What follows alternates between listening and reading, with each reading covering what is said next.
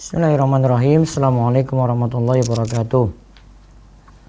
Alhamdulillah, wassalatu wassalamu ala rasulillah wa ala alihi wa man tabi'ahum bi ihsanin ila yaumiddin. Allahumma inna nas'aluka ilman nafi'a wa rizqan thayyiba wa amalan mutaqabbala. Puji syukur kita panjatkan pada Allah, salawat dan salam semoga tercurah pada Nabi besar kita Muhammad sallallahu alaihi wasallam. Baik, para pemirsa sekalian yang semoga senantiasa dirahmati oleh Allah, kita bersyukur pada Allah atas nikmat dan karunia yang telah Allah anugerahkan pada kita sekalian sehingga kita bisa kembali thalabul ilmi. Pada malam hari ini kita akan kembali menyampaikan pembahasan Bulughul Maram mengenai pembahasan kitab nikah.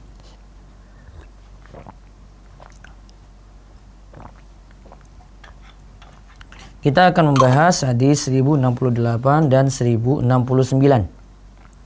Hadis 1068 membicarakan tentang masru'iyatul qasam fi halil marad. Disyariatkan pembagian malam dalam keadaan sakit. Kemudian yang kedua, kita akan membahas undian antara para istri ketika safar. Ya, siapa yang dipilih ketika bersafar, itu mesti diundi. Baik, kita lihat dari Aisyah radhiyallahu anha bahwasanya Rasulullah sallallahu alaihi wasallam kana yas'alu fi maradihi alladhi mata fihi aina ana godan yuridu yawma Aisyata fa azina lahu azwajuhu yakunu haitsu syaa fa kana fi baiti Aisyah muttafaqun alaih. Dari Aisyah radhiyallahu anha bahwasanya Rasulullah sallallahu alaihi wasallam itu bertanya ketika sakitnya saat beliau itu akan meninggal dunia. Beliau tanya, "Aina ana ghadan?" Di mana giliran saya besok?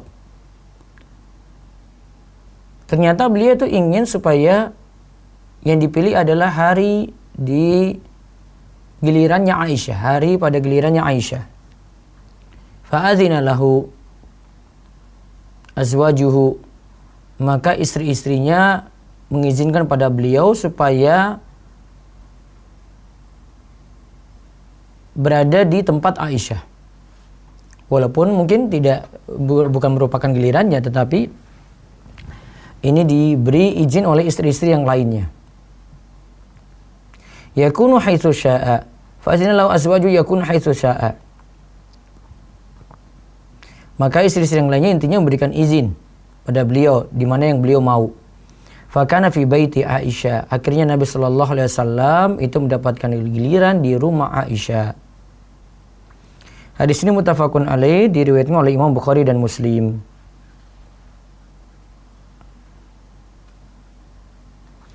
Nah, di dalam hadis ini disimpulkan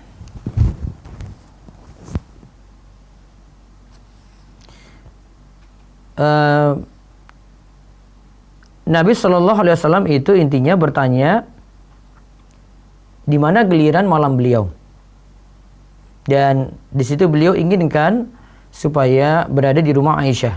Jadi pertanyaan yang beliau ajukan tadi itu sebenarnya ingin menjadikan Aisyah itu sebagai giliran. Maka istri-istri yang lainnya itu memberikan izin pada Nabi Shallallahu Alaihi Wasallam supaya gilirannya itu berada di tempat Aisyah.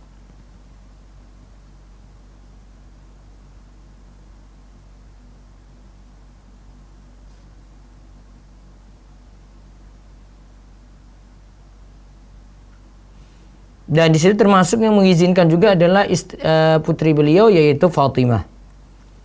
Syekh Abdullah Fauzan sini katakan hadis ini jadi dalil. Ya, hadis ini jadi dalil bahwa ketika sakit tetap ada pembagian malam. Ya, ketika sakit tetap ada pembagian malam.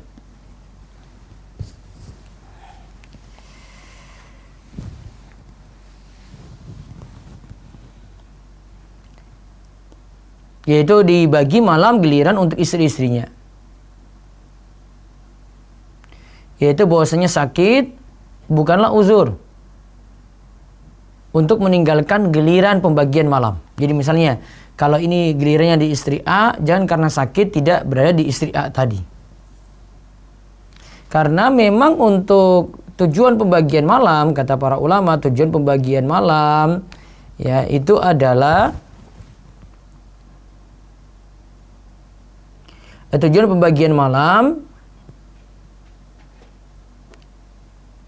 ya, karena tujuan tadi ya, kenapa ketika sakit juga tetap dibagi pembagian malam? Karena memang jatah malam tetap harus dibagi dan itu bentuk usyrah, yaitu berbuat baik kepada para istri. Jadi masalah keadilan itu bukan hanya memberi giliran untuk jima hubungan intim, tetapi giliran pembagian malam dan juga bermuamalah dengan istri dengan cara yang baik. Dan Nabi SAW ketika itu sakit dan semakin parah sakitnya, karena ini menjelang Nabi SAW meninggal dunia ya. Dan beliau itu sampai lupa di mana giliran pembagian malamnya gitu. Maka beliau bertanya, aina ana godan, di mana giliran saya itu besok. Nah, namun jika memang berat ya karena kondisi sakit seperti ini, sulit untuk membagi malam tadi, bagi giliran malam, maka hendaklah suami meminta izin pada para istrinya ya untuk berada di rumah salah satu istri-istri yang ada.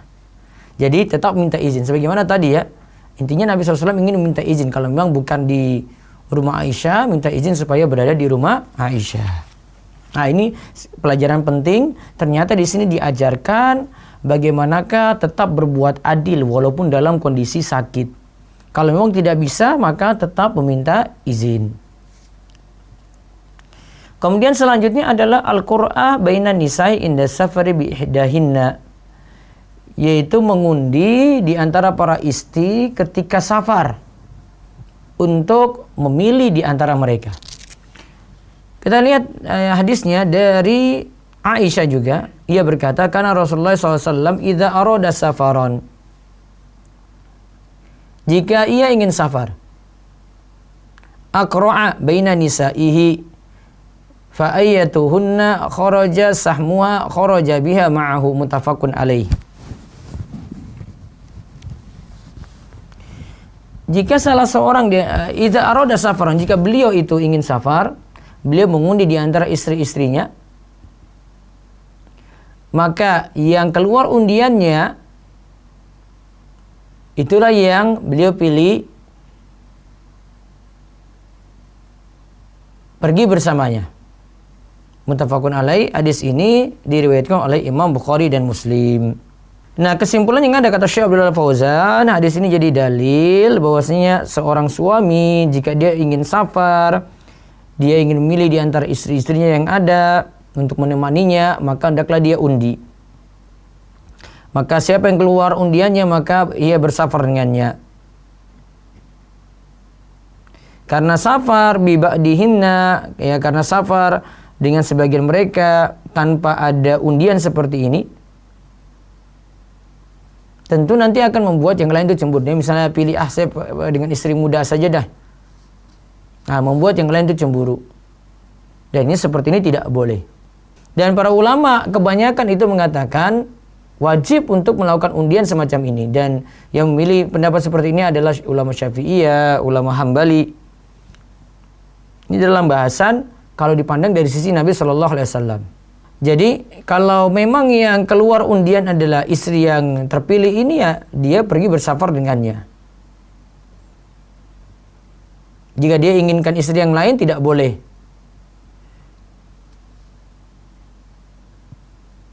Namun jika ada yang ingin menghibahkan pada yang lainnya, maka tetap dengan izin suami. Karena yang keluar undiannya tadi itulah yang berhak untuk mendapatkan giliran untuk pergi.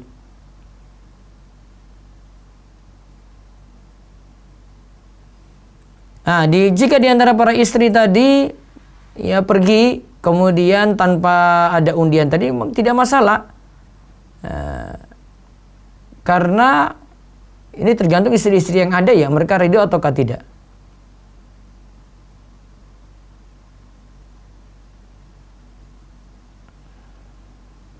Kemudian faedah yang lain lagi, hadis ini juga menunjukkan bahwa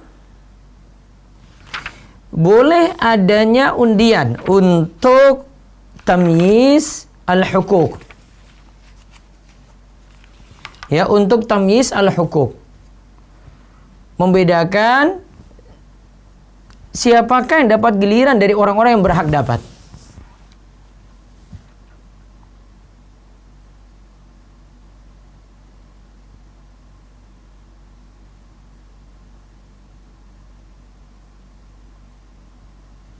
Ingat ya, jadi undian itu tidak selamanya jadi judi gitu.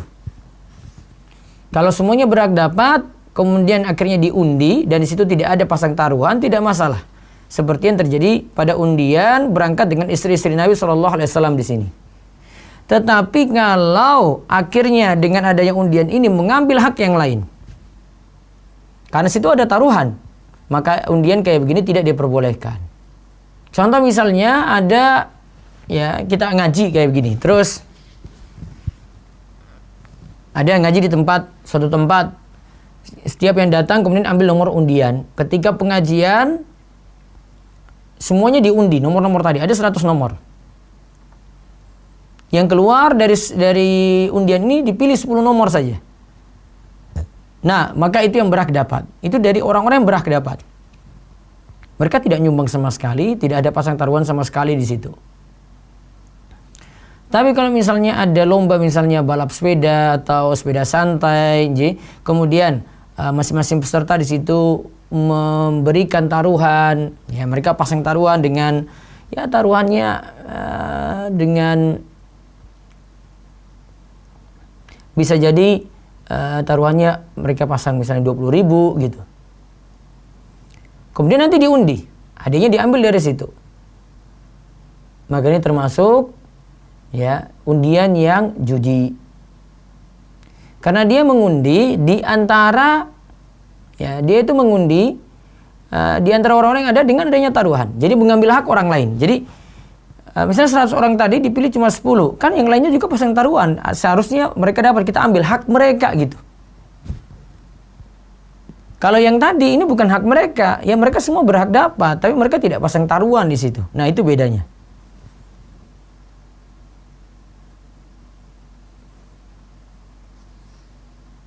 Dalil bolehnya undian seperti ini, ya, secara umum undian itu boleh.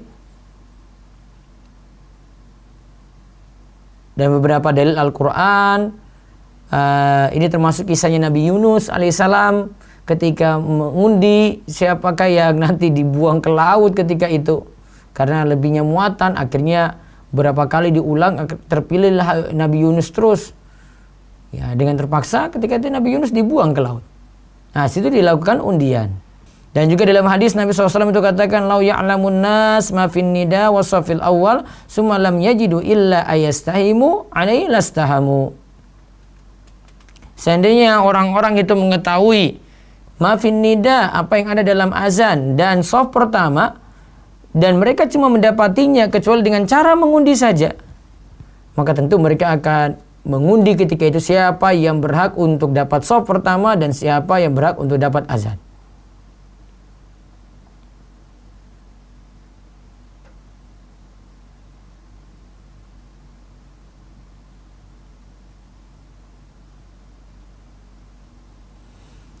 Nah, ini jadi dalil bolehnya, ya. Tadi ada dalil Al-Quran. Al-Quran itu tentang Nabi Yunus, nanti bisa lihat di surat As-Saffat ayat 139 sampai 141. Dan dari hadis itu tentang untuk mendapatkan shaf pertama dan siapakah yang dapat giliran azan. Wallahu a'lam bishawab. Itu yang kita kaji untuk malam ini. Ya, singkat biasanya materi, setelah itu saya buka untuk sesi tanya jawab. Barangkali yang kemarin malam Senin banyak yang belum terjawab pertanyaannya. Pertama dan siapakah? Ya, bisa untuk mengajukan pertanyaan semonggo. Saya baca dulu. Ustadz ini bertanya, bagaimana cara agar bisa produktif? Kadang kita yang muda-muda selalu mudah futur dan gampang bosan akan suatu serta gampang hilang semangat.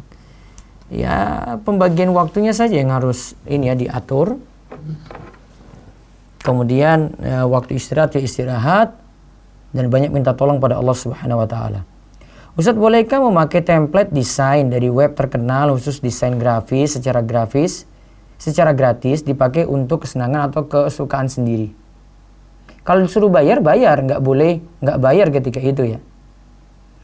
Ustadz, bolehkah datang ke tempat tahlilan tetapi di sana saya hanya diam, tidak membaca surat apapun?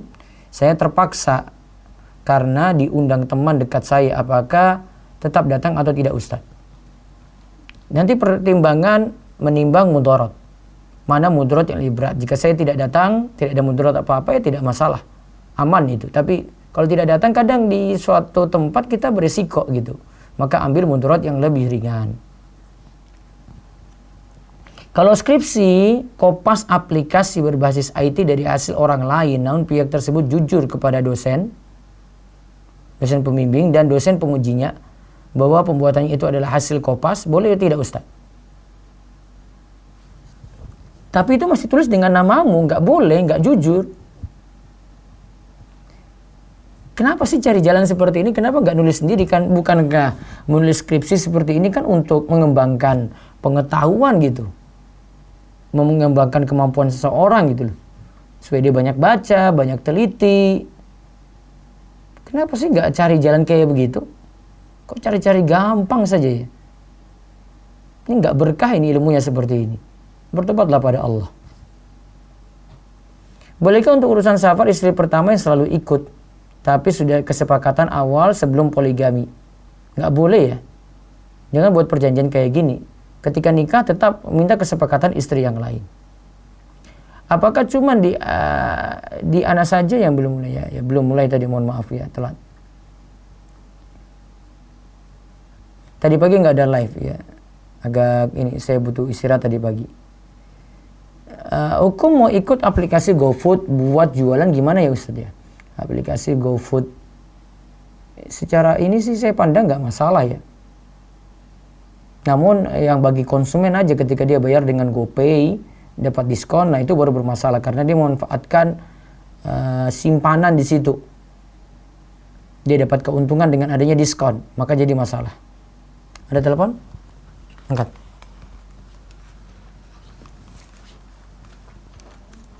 Waalaikumsalam warahmatullahi wabarakatuh. Silakan, Bu Guru. Iya. Iya.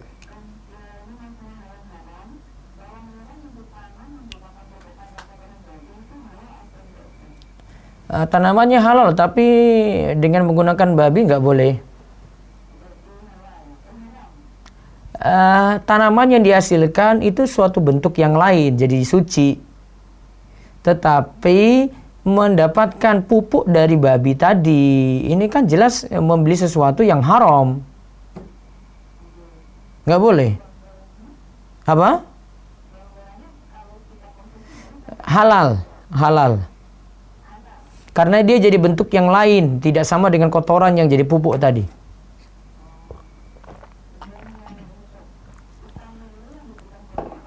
Ya. Ya. Boleh. Minimal makruh hewan jalala itu. Ada di pembahasan saya di kajian pagi itu loh dulu. Ya. Ya.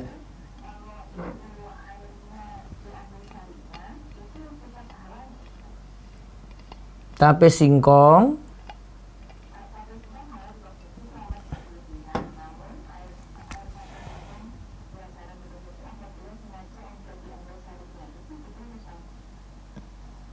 kandungannya apa tape singkong tadi? Homer apa bukan? Halo? Belum tentu ya. Iya, belum tentu. Kecuali kalau diminum memabukkan gitu.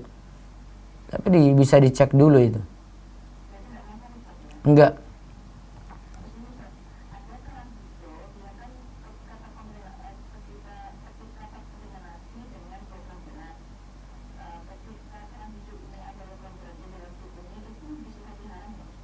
Berbahaya enggak? Nah, jadi haramnya karena berbahaya logam tadi. Iya. Iya, betul.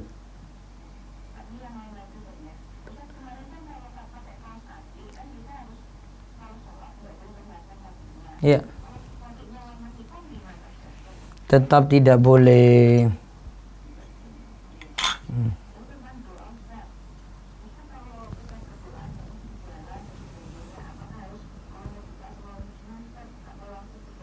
Bisa berdoa juga langsung, tapi lebih bagus kalau doanya bukan dalam sholat ya, bukan ketika sujud ya, maka pakai muqaddimah dulu.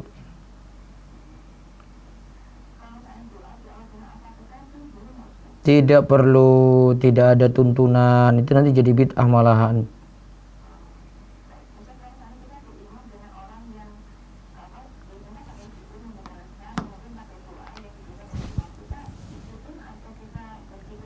Berzikir sendiri. Iya. Baik. Iya. Waalaikumsalam warahmatullahi wabarakatuh. Ustadz, kalau ada yang gadai kosan, terus itu uang sewa kosan per bulannya hak siapa, yang hak pemilik kos atau orang yang menerima gadai? Kos jadi gadaian, berarti sudah pegang itu jaminan. Kalau memang dimanfaatkan oleh yang punya kos, nggak masalah. Yang penting tidak dimanfaatkan oleh yang memberikan pinjaman. Tapi saya harus ini dulu, asalnya barang gadai itu memang benar-benar jadi jaminan gitu. Kalau itu memang benar-benar jadi jaminan, wallahu alam sah ya. Tapi saya harus cek lagi apakah bisa barang gadai itu kan masih dipegang juga oleh yang meminjam uang. Boleh nggak dia tetap manfaatkan itu untuk keseharian dia? Saya pending dulu yang ini. Ustaz, apakah saat istri meminta jatah malam pada suami dan suami tidak mengiyakan, apakah suaminya berdosa? Dan apabila suaminya mengiyakan akan tapi tidak mampu memuaskan, apakah berdosa juga? Istri punya hak ya pada urusan ini ya. Kalau memang suami tidak berikan, bisa jadi berdosa. Karena itu hak nafkah batin untuk istri. Ustaz, bagaimana tips untuk mengajak ibu dan keluarga untuk mengenal sunnah? Poin paling penting itu akhlak, tingkah laku yang baik, dan bisa membahagiakan mereka. Itu yang paling bagus. Baik, ada pertanyaan? Ya, ya, silakan. Waalaikumsalam warahmatullahi wabarakatuh. Ustaz, ini saya dulu kan pernah nanya ya ke Ustaz terkait orang yang berhutang ke kita itu, yang dia punya kedai ngasih minuman itu kan ke saya. Minuman apa tadi? Minuman itu Ustaz, dari dia punya kedai gitu kan, kayak kafe gitu. Hmm. Dia ngasih minuman ke saya. Waktu itu Ustaz bilang kan jangan dimanfaatkan tuh. Kedai apa nih? Coba diulang lagi, saya lupa mungkin. Jangan bilang saya sudah tahu pertanyaan sebelumnya gitu. Ada orang nyuruh sama saya. Oh ya. Nah, jadi dia ngasih hadiah minuman gitu kan dari kafenya dia ke saya. Dia punya utang pada ibu kan? Terus dia kasih hadiah pada ibu, utangnya belum lunas. Belum. Terus? Nah, yang waktu itu kejadian waktu itu kata Ustaz jangan dimanfaatkan tuh, dan nggak saya manfaatkan kan, saya berikan ke orang. Iya. Nah, kemarin itu masih lagi kan, masih lagi itu terus, tapi kalau saya bilang gini, ini saya beli ya, kata saya bayar gitu. Nah itu gimana tuh? Nah, kalau bayar boleh, kalau minta gratisan tidak boleh, kalau atau dapat gratisan tidak boleh. Oh, jadi dia tuh niatnya ngasih lagi kan, tapi sama saya langsung ini saya bayar ya, saya kasih uangnya sama beliaunya juga, oh iya gitu, nggak ada pilihan kan, itu berarti boleh ya kan? Sudah terima, terus kasih bayar ya. Yang penting tidak minta gratis. Enggak, saya Iya, boleh, boleh. kalau saya takut terus, yang waktu awal itu kan orangnya tersinggung tuh kan, saya kasih tahu, tapi ya kemarin saya bicara pribadi katanya, bedanya juga udah reda, oh iya katanya gitu. Iya. Nah, terus kan kalau misalnya ada orang minjem uang ke kita tuh kan, misalnya orangnya jauh gitu, jadi kan ditransfer, kan biaya transfernya tuh boleh kita tagih juga nggak ya, tapi soalnya kan apalagi dia nggak terima sih. Gimana? Coba pelan-pelan Bu, pelan-pelan please. Jadi kalau misalnya ada orang pinjam uang ke kita, orangnya kan jauh tuh, jadi kita transfer uangnya. Nah kemudian kan ada biaya transfer tuh, kan dia pinjam uang 500.000. Nah, saya kan selain transfer 500.000, saya juga bayar biaya transfer katakanlah misalnya 6.500 gitu. Nah yang biaya transfernya itu boleh kita juga. Boleh. Oh boleh. Iya. Oh ya udah. Jazakallahu khairan. Waalaikumsalam. Waalaikumsalam warahmatullahi wabarakatuh. Ustadz mau bertanya, bertransaksi melalui Shopee Pay apakah termasuk riba? Jikalau riba, alasannya apa nggih? Begini, Shopee Pay secara ini enggak ya. Saya bayar ada tagihan 100.000, saya bayar 100.000 nggak masalah gitu. Tapi kalau saya dapat pemanfaatan, terus saya dapat keuntungan di situ, nah itu yang jadi masalah. Saya punya simpanan sih 100.000, ada transaksi saya mesti dibayar 50.000. Tapi kalau saya pakai Shopee Pay, maka 50.000 tadi dapat diskon, jadi 45.000. Saya dapat diskon 5.000. Berarti saya dapat keuntungan dari simpanan saya sebenarnya. Bukan merchant atau bukan toko yang berikan saya diskon. Kalau free ongkirnya dari marketplace yang kasih, oh nggak masalah. Tapi karena saya bayar dengan ini, maka saya dapat pelayanan khusus, nah itu baru jadi masalah. Satu lagi sebelum saya ke Zoom ya, sebentar. Ada telepon lagi? Ya. Bagaimana dengan arisan Ustadz? Arisan itu tadi ya, undian semuanya berhak dapat. Ya dah? Terus ini kan cuma masalah antri saja untuk dapat ya. Ada 5 orang ikut arisan. Dikocok, orang pertama dapat. Kan 4 ini tetap dapat juga. Ya, 4 ini tetap dapat juga. Maka tidak masalah. Arisan boleh.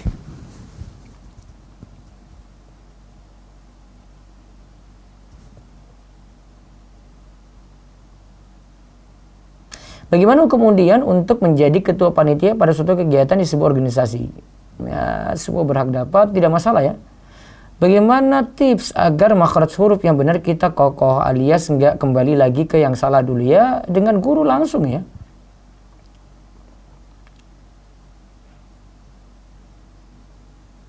Ustadz, apakah boleh menghadiahkan GoPay atau OVO kepada responden terpilih dalam penelitian yang dilakukan? Secara hukum nggak masalah. Jadi saldo di GoPay sama OVO itu tidak masalah. Jadi masalah ketika kita dapat manfaat dari simpanan yang ada di GoPay atau OVO tadi. Semoga bisa dipahami. Baik, terakhir dulu lewat telepon ya. Assalamualaikum. Ya, waalaikumsalam warahmatullahi wabarakatuh. Silakan.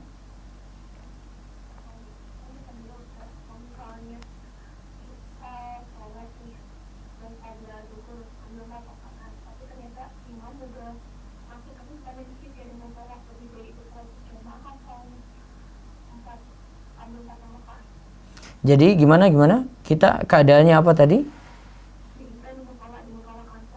Terus? Kita mau qobliyah zuhur, ya. Terus?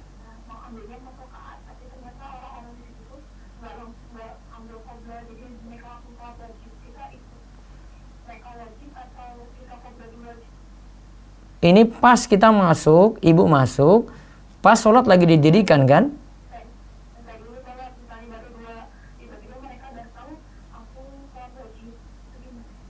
Ya tinggalkan yang qobliyah tadi berarti.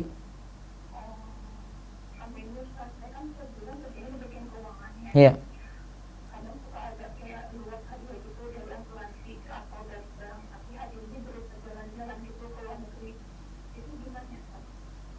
Hadiahnya dari apa tadi?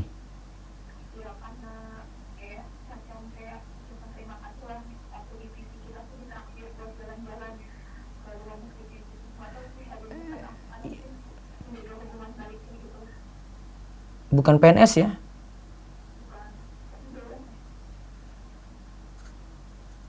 Ya secara hukum gak masalah sih. Saya cuma jawab sebatas ibu jelaskan loh. Saya nggak tahu dibalik itu ya.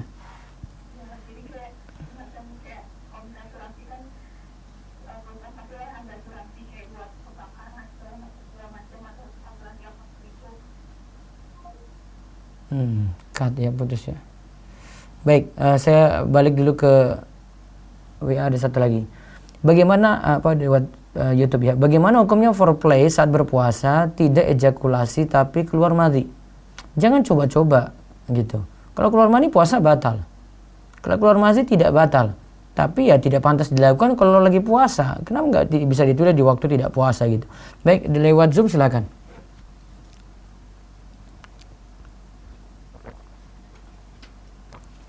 Nah, Ustaz, sudah banyak yang raise hand. Saya Iya. panggil terlebih dahulu yang raise hand. Ada Bapak Ridwan, silakan buka mic-nya. Bismillah. Assalamualaikum Ustadz. Waalaikumsalam warahmatullahi wabarakatuh. Silakan Pak Ridwan. Ana memiliki saudara perempuan yang menikah dengan seorang mu'alaf. Hmm. Qadarullah, sebulan yang lalu saudara Ana ini dipanggil oleh Allah SWT. Dan akhir-akhir ini Ana perhatikan suami yang ditinggalkan oleh saudara Ana ini seperti kembali ke agama sebelumnya. Misalnya mulai merayakan acara keagamaan keluarga di gereja. Padahal selama saudara Ana masih hidup, mereka rajin ikut kajian sunnah. Yang mau saya tanyakan Ustadz, bagaimana hukumnya saudara Ana ini ketika di yaumil hisab karena suami yang ditinggalkan kembali kepada agama sebelumnya? Dan apakah saudara Ana ini jika insya Allah masuk surga akan mendapatkan pasangan nanti sebab suami yang ditinggalkan kembali keluar Islam? Ya, dan nanti dapat pasangan yang lain di surga. Tapi untuk suaminya ini saya yakin itu karena pengaruh lingkungan atau pengaruh keluarga. Biasanya sudah kayak gitu kan, ditinggal terus dia dapat teman-teman dulu lagi, ada mungkin teman-teman yang dulu ke gereja bareng, ada juga keluarganya itu desak dia gitu. Nggak desak juga, mungkin temani dia dikala dia butuh hiburan ya, orang-orang yang muslim mungkin nggak dukung dia gitu, nggak temani dia, nggak menghibur dia, sehingga kalau ada yang temani ya dia lebih dominan ke situ.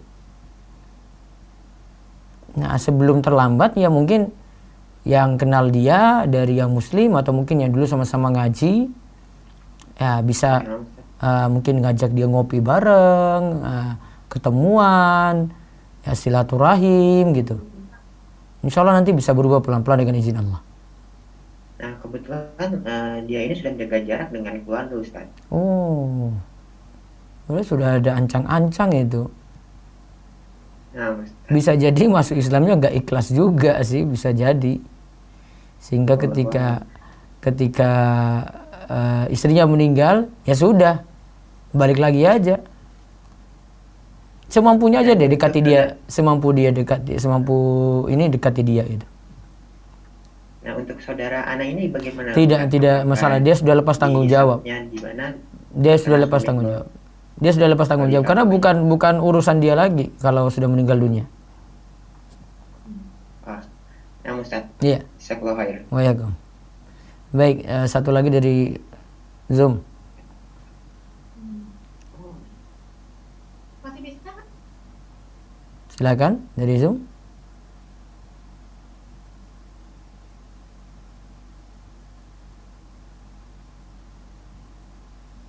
Monggo dari Zoom, silakan. Baik, selanjutnya dari Ahwat ada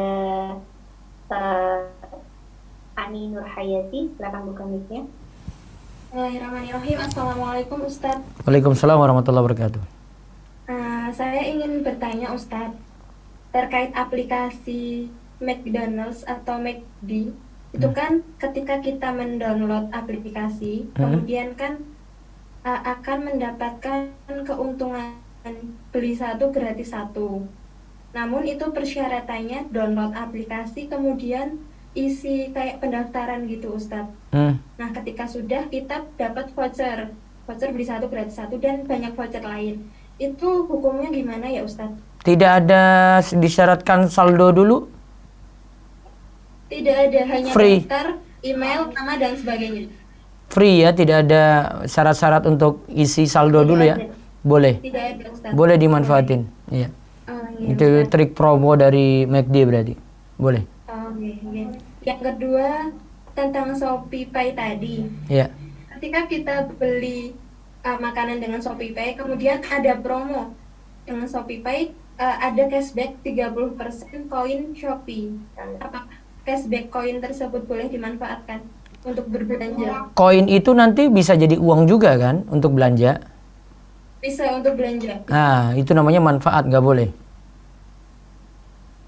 Nggak boleh. Berarti kalau mau beli pakai Shopee Pay, jangan yang ada cashbacknya Ustadz. Iya, cashback, tidak ada promo gitu. Jadi normal bayarnya. 100.000 100.000 gitu. Tapi kalau memang itu sudah program kita nggak sengaja, memang tidak sengaja pakai Shopee Pay, tapi ketika itu memang sudah programnya sana gitu Ustaz. Programnya tokonya? Programnya Shopee Pay. Berarti semua dapat, nggak hanya pakai Shopee Pay saja kan? Enggak Ustaz, jadi misal beli langsung, beli es pakai Shopee Pay itu dapat cashback. Iya, Otomatis dapat gitu. itu karena Shopee Pay-nya kan, bukan karena dari tokonya berarti. Kalau dari toko berarti mau bayar pakai cara apapun dapat diskon. Iya Ustaz. Misalnya nih di marketplace ya. Hari ini tanggal 29 ya. Silakan semua belanja, bayar dengan cara apapun dapat diskon. Oh, nggak masalah. Dia bayar pakai Shopee Pay. Iya Ustaz. Tapi kalau misalnya khusus yang pakai Shopee Pay hari ini dapat diskon. Nah, itu masalah. Kenapa saya transfer bank kok tidak bayar ini? Kok saya debit kartu lewat ATM? Ya, debit kartu ATM saya kok nggak dikasih diskon? Kok cuma Shopee Pay saja? Berarti ada sesuatu dengan Shopee Pay ini. Baik Ustaz. Karena secara tidak langsung kebanyakan pemakai Shopee Pay secara langsung untuk beli makanan, minuman tersebut biasanya tetap ada cashback Ustaz. Berarti harus dihindari untuk pembayaran Shopee Pay Ustaz. Tidak semuanya ya, kecuali ada promo aja gitu. Iya. Atau ada cashback. Pakai cash aja gitu. Iya. Pakai cash aja. Pakai cash atau debit punya kartu bank tertentu, itu kan nggak ada potongan apa-apa. Iya. Baik Ustaz. Jadi Jazakallahu khairan. Waalaikumsalam. Baik, berikutnya lagi. Ustaz, saya bacakan via chat Ustaz. Iya. Assalamualaikum Ustaz. Waalaikumsalam warahmatullahi wabarakatuh. Apakah boleh jika puasa Daud itu ada selisih 2 hari, jadi terkadang sehari puasa 2 hari berbuka karena ada uzur, atau saat 3 puasa hari Jumat nanti mulai lagi hari Senin? Bagaimana Ustaz? Jazakallah khair. Ya, dia nggak mengikuti kaidah puasa Daud berarti separuh-separuh. Kalau kaidah puasa Daud misalnya dia lakukan dalam sebulan ya sehari puasa sehari tidak, sehari puasa sehari tidak. Kalau pengen kayak gitu ya Senin Kamis aja deh. Selangnya kan lebih banyak juga gitu. Jangan terlalu paksakan pada puasa Daud sedangkan tidak mampu. Atau jangan puasa pada Daud kemudian bikin aturan baru lagi. Kalau sudah ada puasa Daud ya sudah sehari puasa sehari berbuka, ikuti aturan ini gitu loh. Kalau enggak ikuti yang lainnya.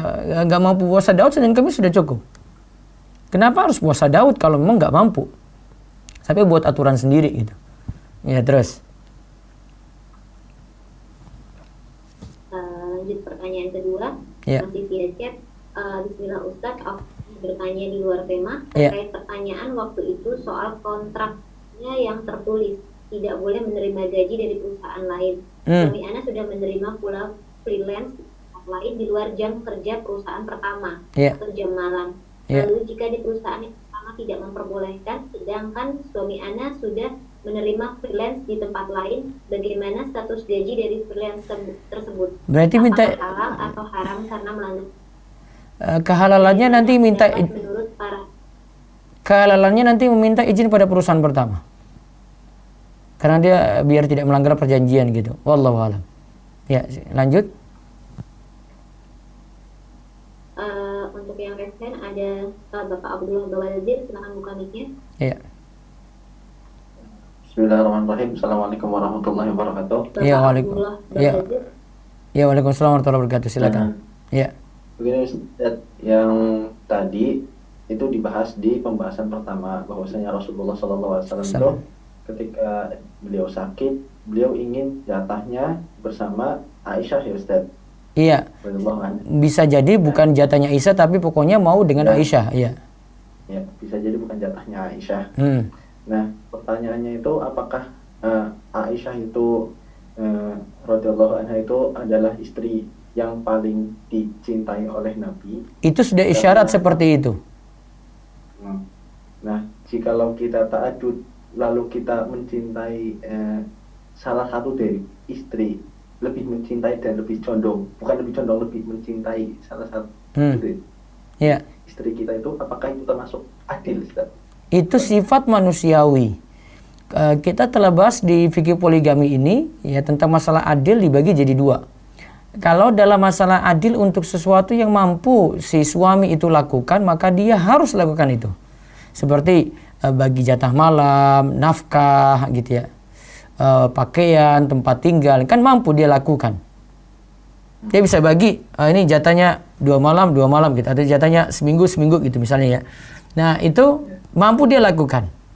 Namun ada sesuatu yang kedua, adil dalam sesuatu yang tidak bisa dilakukan gitu. Karena sulit untuk menakar keadilannya. Ini contoh dalam hal kepuasan hubungan intim, contoh dalam masalah yang tadi Pak Abdullah tanya, yaitu kecenderungan cinta gitu. Jadi cintanya nggak sama. Jadi tidak mengapa kita itu lebih condong cinta ke satu istri pun. Iya, tapi kan tentu jangan tampakkan ke yang lain gitu, nanti yang membuat lain emosi gitu. Apa-apa sebut dia terus. Kan Aisyah pernah, Nabi SAW itu pokoknya apa-apa Khadijah. Bagi kurban Khadijah dulu, keluarganya dikasih gitu. Khadijah sudah meninggal ya. Aisyah dengar ini Khadijah lagi. Artinya ini isyarat kalau ya kayak begini, baiknya tidak disebut di depan istri yang lain gitu, biar tidak jadi masalah. Jadi kecintaannya iya, tapi mau tampakkan pada yang lainnya perlu diatur, di-manage gitu. Nah Ustaz, syukran, jazakallah khairan. Baik, ada lagi silakan. Baik Ustaz, beralih ke akhwat sekarang dengan Nindi, silakan buka mic-nya.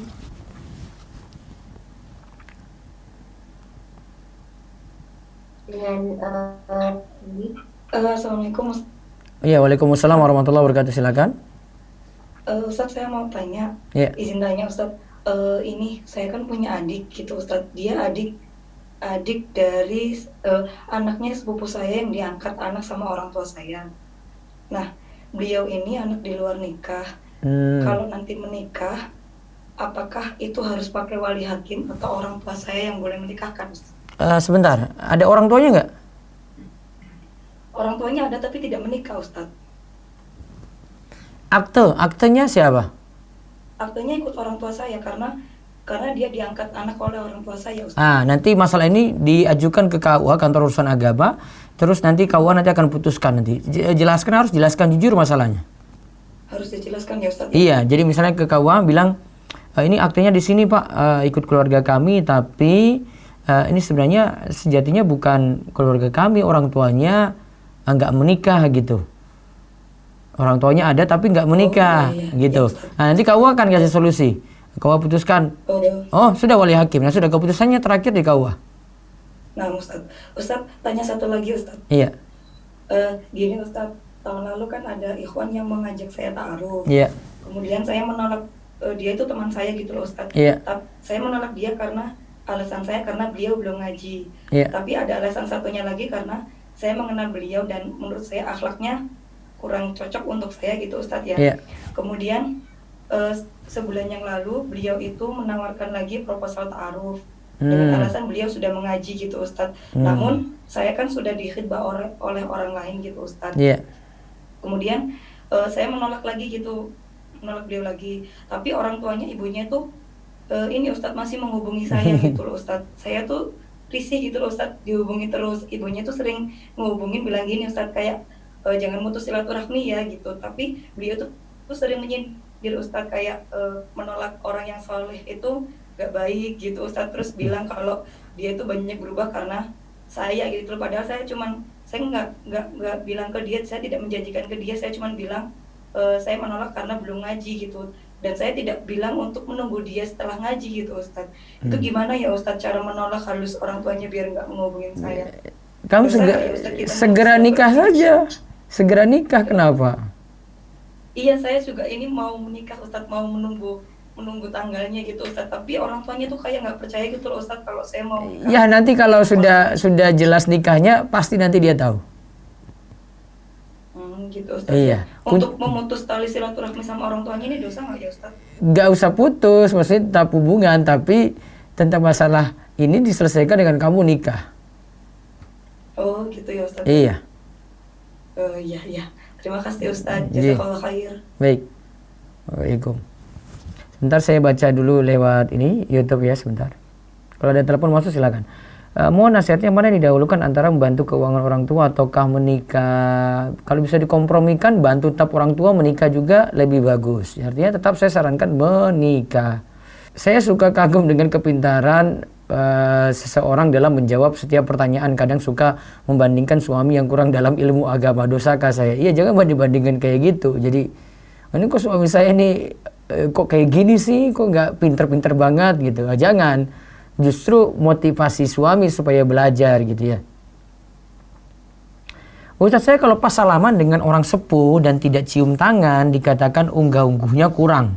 Ya memang karena tradisi masyarakat ya. Apakah ada dalil tentang cium tangan ketika bersalaman dengan orang sepuh? Coba nanti lihat video saya di channel Robusta TV. Saya bahas kemarin di tanggung jawab pendidikan sosial untuk anak. Nanti lihat video kemarin sore, Ahad sore itu ya. Salah satu adab yang saya jelaskan, walaupun ini banyak perselisihan, ada perselisihan di antara ulama. Saya termasuk yang masih bolehkan anak atau murid mencium tangan yang lebih tua. Walaupun dari sisi riwayat nanti lemah, tapi kembali ke masalah kita mesti kadang kita melihat kondisi masyarakat gitu loh. Ada guru dihormati dengan cara itu. Ya, ada guru dihormati dengan cara itu. Kalau saya menganggap tidak masalah. Jadi kalau ada yang cium tangan misalnya dengan saya gitu, ada santri-santri TPA gitu ya, saya biarin karena mereka ada punya rasa pengagungan pada ilmu, pada guru gitu. Daripada mereka tidak seperti itu. Dan ini budaya di desa saya seperti tadi. Wallahu a'lam. Saya diberi amanah belajar via online di rumah oleh sekolah dan dibelikan kuota oleh sekolah dengan syarat jika kuota ini habis maka tanggung pribadi. Bolehkah menggunakan kuota ini untuk pribadi? Ya kalau habis ya risikomu berarti. Ya, cari sendiri nanti untuk ini. Kalau ini jangan minta ke sekolah lagi dong. Ya, jatah-jatahnya ya memang untuk dipakai untuk sekolah gitu. Sebaiknya dimanfaatkan seperti itu ya. Saya tinggal dengan mertua karena situasi COVID. Mertua menyarankan saya untuk sholat di rumah, sementara di masjid tetap ada sholat berjamaah. Nanti lihat daerahnya ya. Kalau daerahnya daerah rawan, daerah merah, zona merah atau bahkan zona hitam, saran saya di rumah saja lebih aman. Kecuali kalau daerah hijau ya dan seterusnya ya. Zona hijau dan seterusnya. Ada telepon silakan. Putus. Ustadz, kalau arisan apa boleh orang yang memegang mana itu tadi? Aduh. Kalau arisan apa boleh orang yang memegang duit dari peserta arisan memungut biaya dari peserta yang menang arisan? Baiknya kesepakatan di awal gini aja. Kita arisan satu orang 50.000. Namun nanti tambah 5.000 ya. 5.000 ini untuk orang yang ngurus-ngurus ini, untuk biaya kepengurusan gitu. Ada kesepakatan di awal aja deh, nggak apa-apa. Ustadz melunasi utang apa menikah dulu? Saran Ustadz, menikah dengan duda ataukah dengan bujang? Tergantung ya.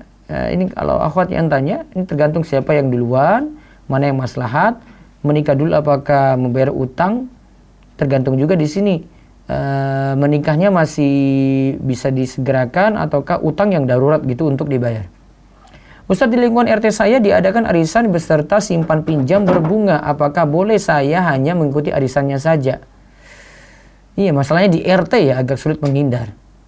Saran saya kalau memang mudorot kalau meninggalkannya maka tetap arisan tetapi tidak ikut yang simpan pinjam tadi.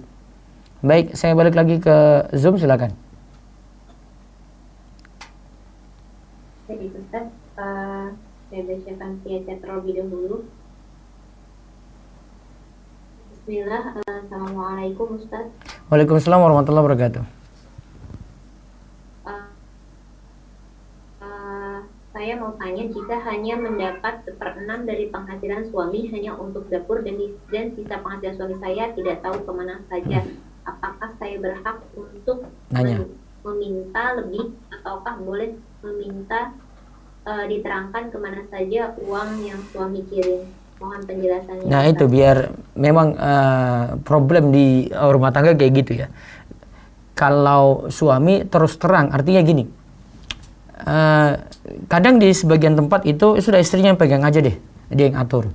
Atau dia beritahu nanti ini dikeluarkan untuk apa saja. Tentu kan tidak menimbulkan kecurigaan.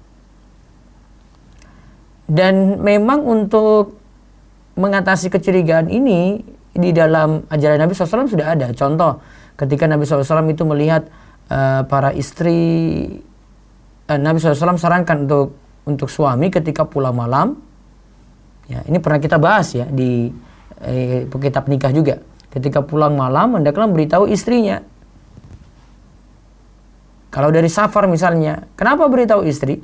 Di antara tujuannya adalah biar tidak curiga pada istri gitu, kecurigaan pada istri.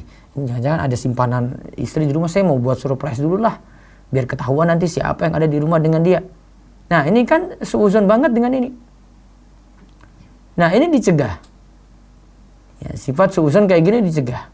Maka kalau untuk urusan ini kalau masih bisa dicegah lebih bagus. Dengan cara gimana? Suami terus terang saja. Namun memang agak riskan kalau istri banyak nanya. Saya juga takut ketika istri nanya seperti ini jadinya konflik. Kamu kok nggak percaya sama saya sih? Nanti suami bilang kayak begitu. Jadi ini sebenarnya sikap suami saja sih, sederhana sekali ya sikap suami. Kalau suami mau jujur, aman-aman aja itu nggak akan nanya-nanya seperti ini deh. Dan apa sih susahnya beritahu gitu. Dan tadi tentang nafkah yang kurang, ya. Kalau memang itu untuk hal yang pokok, hal yang urgen, kebutuhan sehari-hari di rumah, maka tidak masalah minta sama suami.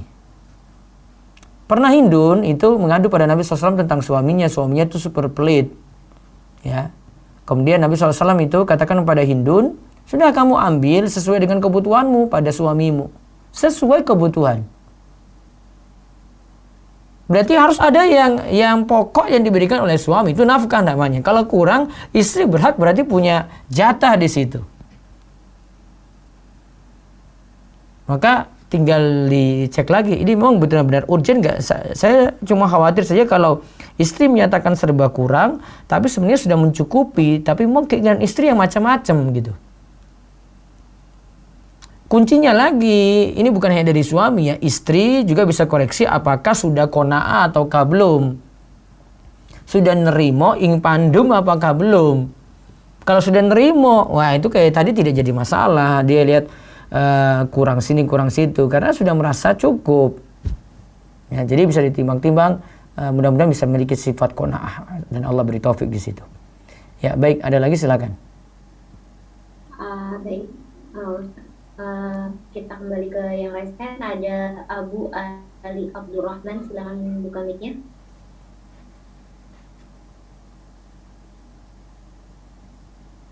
Abu Ali Abdurrahman. Baik, dengan Nanda Mulyani.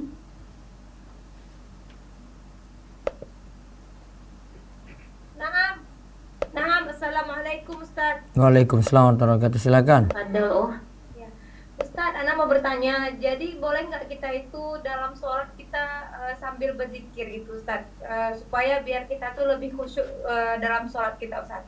Iya, berzikir untuk apa maksudnya? Misalnya biar khusyuk gitu Ustaz. Misalnya Kan dalam sholat sudah zikir juga, zikir apa gitu? Misalnya kayak astagfirullah wa atubu ilaih gitu Ustaz. Iya, dalam sholat kan sudah ada bacaan, ada subhanallah subhana rabbil azim, subhana rabbil a'la, itu kan sudah zikir. Apa kurangnya? Oh, na'am Ustaz. Ada bacaan-bacaan surat juga. Kenapa yang sudah jadi bacaan surat, sudah jadi bacaan setiap gerakan tadi, kenapa itu yang nggak direnungkan aja gitu loh? Oh, ya, Ustaz. Jadi Ustaz gimana Ustaz? Cara kita itu biar kita itu lebih khusyuk Ustaz dalam renungkan setiap yang dibaca di dalam sholat. Misalnya kayak bacaan gitu Ustaz. Iya, gitu. Al-Fatihahnya direnungkan. Kalau sering bacanya Qul huwallahu ahad juga direnungkan. Kalau sering bacanya Al-Falaq direnungkan.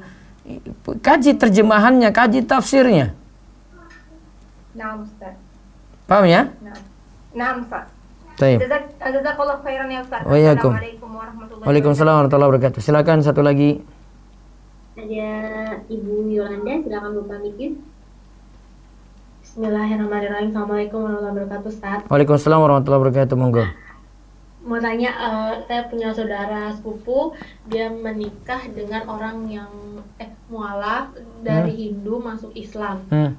Nah, setelah menikah, pas lagi corona gini kan dia pulang ke India, ternyata dia di India itu balik lagi ke Hindu. Nah, status pernikahannya gimana ya Ustaz itu menurut Islam? Masih suami istri nggak? Masih suami istri, belum bercerai. Cuman dia ternyata pas lagi corona gini kan dia di India. Nah itu dia ngirim-ngirim video udah lagi nyembah-nyembah agamanya itu. Itulah nggak ikhlas banget tuh masuk Islamnya tuh. Itu sebenarnya statusnya kalau di dalam agama sudah otomatis bercerai apa bagaimana tuh Ustaz? Tanya aja gini, itu jelas dia mau keluar dari Islam atau enggak gitu aja deh. Kalau iya, otomatis nanti nikahnya fasakh, batal. Nah, Ustaz. Sudah? Punya anak, walaupun udah punya anak itu Ustaz. Anaknya ikut istri ya? Anaknya di sini di Indonesia. Iya. Tapi nanti urusan ini nanti KUA akan putuskan juga sama tadi. Nah, Iya, nanti bisa tanya ke bukan KUA ya, ini pengadilan agama itu nanti ya. Baik. Terus ada lagi? Waalaikumsalam. Nah, Ustaz, via chat saya bacakan. Assalamualaikum Ustaz. Waalaikumsalam warahmatullahi wabarakatuh. Waalaikumsalam Ustaz. Mohon nasihatnya bagi thalibul ilmu yang hendak belajar agama secara banyak sekaligus. Mungkin dia lagi semangatnya sehingga dia bingung mau ikut kajian kitab siapa dikarenakan jadwal-jadwal kajian yang berbentrokan. Mohon nasihatnya Ustaz, jazakallah khair. Fokus pada belajar yang sifatnya kebutuhan kita ya. Dan lihat dari level kita belajar. Kalau kebutuhan kita berarti saya konsen dulu belajar akidah. Akidah pun akidah dasar. Jangan lihat kitab yang terlalu tinggi gitu. Jangan cuma karena wah ini kitab luar biasa ini. Jangan. Ada kitab yang memang levelnya belum kita pelajari karena kita masih dasar. Pelajari dasar dulu. Terus kebutuhan kita lagi misalnya untuk sholat 5 waktu. Ya untuk sholat 5 waktu. Maka perihal sholat 5 waktu perlu dikaji lagi. Dalami. Ini saya wudu bagaimana, tayamum seperti apa, mandi junub bagaimana, terus sholat yang kaitannya dengan sholat mengenai caranya, pembatalnya, itu lebih dalami lagi. Terus ada kebutuhan dia lagi, dia pedagang nih. Maka terkait dengan halal haram, ya dia kuasai juga. Nah ini saya kaji setiap pagi jam 5:15 sampai 6:30. Nah itu bisa dilami juga. Nah itu tinggal ditimbang-timbang tadi seperti itu, mana yang jadi prioritas dia ya. Jangan punya prinsip, saya belajar banyak. Tetapi semua ini akan dimudahkan dan itu lebih meringkas waktu kalau, ini mumpung masih muda ya, prioritaskan belajar bahasa Arab.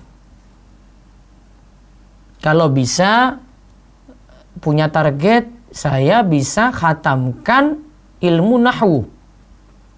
Pelengkapnya ilmu shorof. Saya bisa khatamkan ilmu nahwu, pelengkapnya ilmu shorof. Coba, itu punya prioritas di situ kalau masih muda. Nah, maka insya Allah lebih ringkas dia dalam mempelajari ilmu. Ya tidak sampai bertahun-tahun kan. Karena ada yang ngaji sudah 10 tahun, 15 tahun, 20 tahun, gak dapat hasil apa-apa. Sebenarnya dengan waktu yang ringkas itu dia sebenarnya sudah jadi seorang pengajar. Dengan waktu 10 tahun, 15, 20 tahun dia belajarnya. Dia buka dengan bahasa Arab dulu. Sudah jadi seorang pengajar, dia bisa ngajar gitu. Namun enggak, dia cuma jadi orang yang hadiri kajian tematik saja. Cuma ahli tematik gitu. Tapi kalau dia belajar bahasa Arab, dia bisa baca kitab, dia bisa kaji ilmu langsung dari sumbernya, dia bisa mandiri juga untuk belajar jika dia sudah punya kemampuan ilmu-ilmu dasar, akidah dasar, fikih dasar gitu. Jadi coba ambil kesempatan untuk belajar bahasa Arab. Di samping tadi pelajari pokok ya, yang dasar-dasar ya, dan kebutuhan sehari-hari yang kita perlukan ilmunya. Baik, satu lagi terakhir. Nah, Ustaz, dari yang resen, Ya. Abu Ali Abdurrahman, silakan buka mic-nya. Ya. Baik, Assalamualaikum warahmatullahi wabarakatuh, Ustaz. Iya, Waalaikumsalam warahmatullahi wabarakatuh. Ya, izin bertanya untuk di luar tema, Ustaz. Iya. Jadi, Anda pernah melihat video dari teman Anda, gitu ya. Di dalam video tersebut ada salah satu Ustadz Sunnah, gitu, yang menyebutkan bahwasanya jika berdoa, selesai berdoa itu mengusap wajah itu tidak diperkenankan, bahwasanya banyak beliau berhujah dengan pendapat para ulama begitu kan, bahkan dikatakan itu adalah bid'ah gitu. Akan tetapi di sisi lain di video tersebut ada juga sambungannya, ada ustadz juga yang tidak tahu manhajnya apa, yang berhujah dengan bahwasanya ada kitab Ibnu Hajar yang mengatakan bahwasanya mengusap wajah setelah berdoa itu merupakan sunnah, Ustaz. Jadi itu gimana, Ustaz? Mungkin yang dimaksudkan Ibnu Hajar itu ketika bahas di Bulughul Maram, tapi pembahasan di Bulughul Maram itu nggak simpulkan hukum ya, cuma memaparkan hadis.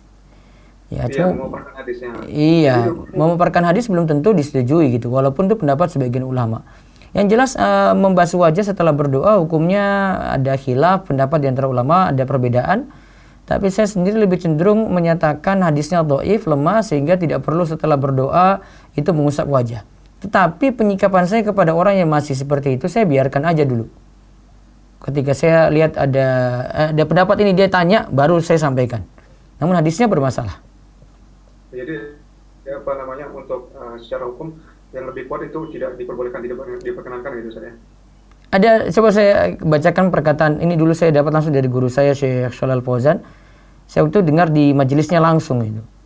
Beliau waktu itu bahas kitab Zadul Ma'ad, terus ditanya, apa hukum mengusap wajah setelah berdoa? Beliau jawab, hadis membicarakan amalan tersebut tidak sahih. Namun siapa yang mengamalkan hal ini tidak perlu diingkari, akan tapi yang tidak mengusap wajah setelah berdoa itulah yang lebih baik. Jadi kalimatnya singkat ya. Jadi hukumnya itu mubah saja gitu ya. Hukumnya tidak dilakukan lebih baik gitu. Oh ya, baik. Ya. Satu lagi Ustaz. Iya. Jadi anak dari kecil pernah ini Ustaz cabut gigi gitu karena kurang rapi gitu. Iya.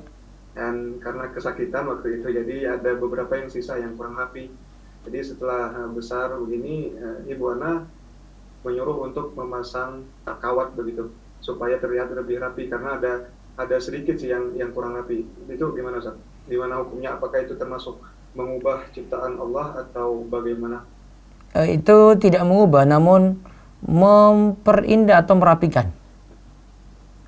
Tidak masalah. Itu tidak masalah Ustaz ya? Tidak, apalagi punya kebutuhan. Ya, karena memang ada di samping disuruh ibu dan juga memang kurang rapi dan kurang enak dilihat gitu Ustaz. Iya, boleh. Boleh Ustaz ya? Iya. Itu saja Ustaz. Waalaikumsalam. Baik, itu saja yang kami sampaikan malam hari ini. Insyaallah besok pagi kita bahas tentang jasa titip, kaitannya dengan buku Harta Haram Muamalat Kontemporer karya guru kami Ustadz Irwandi.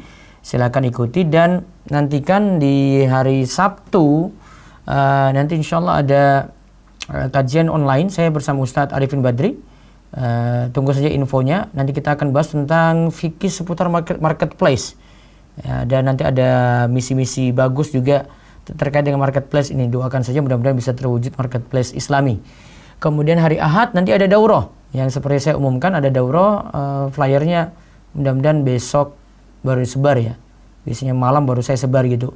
Marketplace tentang daurah online ini nanti satu waktu saja pada asar di hari Ahad. Ahad besok ya, dengan materi jawaban cerdas di manakah Allah. Saya akan bahas saya nulis berdua dengan Dr. Saifuddin Hakim.